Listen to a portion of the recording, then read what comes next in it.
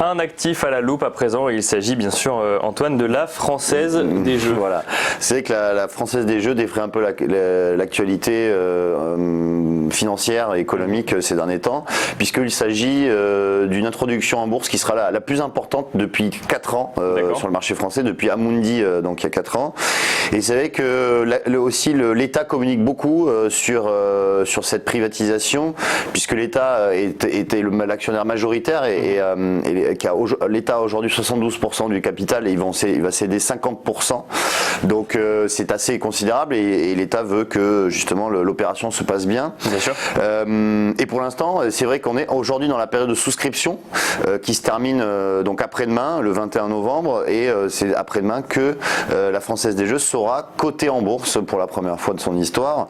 Et pour l'instant, justement, la souscription se passe très bien puisque on a eu des premiers retours hier et on a une sursouscription. Enfin, l'offre est sursouscrite, c'est-à-dire qu'il y a beaucoup plus de demandes que d'offres, d'actions disponibles. Donc tout le monde n'aura pas d'action à la fin. Tout le monde n'aura pas d'action à la fin. Aujourd'hui, on a 1 milliard d'euros de souscription. L'État en envisageait beaucoup moins. Il faut savoir que ceux qui ont souscrit, qui ont demandé en fait pour moins de 5 000 euros, ils seront sûrs d'être exécutés à l'ouverture. Ils sont sûrs d'avoir leur action. Ils sont sûrs d'avoir leur action. On favorise entre guillemets les petits porteurs par rapport aux gros investisseurs. Voilà, c'est ça. C'est-à-dire que l'État, d'ailleurs, l'a communiqué, vraiment favorise vraiment les petits porteurs.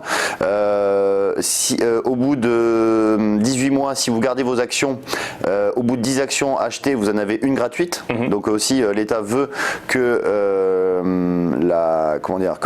que les actionnaires gardent leurs actions sur le long terme. Et puis, on a également la valorisation de la société qui est pas excessive, puisqu'on a une valorisation qui est à peu près entre 3 et 3,2 milliards d'euros, ce qui fait que, au vu des bénéfices de la société qui était de 170 millions d'euros en 2018, on a une valorisation qui est à peu près 22 fois les bénéfices, et ce qui est pas énorme alors le CAC 40, la société, par exemple, pour donner un exemple pour les auditeurs, l'ensemble des sociétés du CAC 40 sont valorisées à peu près à 17 fois les bénéfices. Donc c'est un peu supérieur à l'ensemble des sociétés du CAC 40, mais c'est largement inférieur par exemple à un LVMH qui est valorisé à 30-32 fois les bénéfices. Donc on a une valorisation qui, selon moi, c'est un avis personnel, est quand même qui est juste, voilà, qui est juste, réaliste. Voilà. Ok, donc dans 2 jours. Dans 2 jours, c'est ça. Dans 2 jours, on aura. Voilà. Et alors justement, je voulais aussi le dire que sur eToro, comme on peut le voir à l'écran, on est déjà prêt pour la cotation. D'accord. Même si la page est prête, effectivement. Voilà, la page est prête.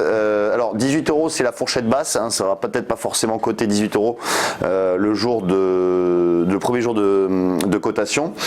On aura peut-être aux alentours de 19,50, c'est le prix maximum, donc c'est entre 18 et 19,50, mais on voit que la page est prête et que les utilisateurs d'eToro pourront investir sur l'action le premier jour, c'est-à-dire le 21 novembre.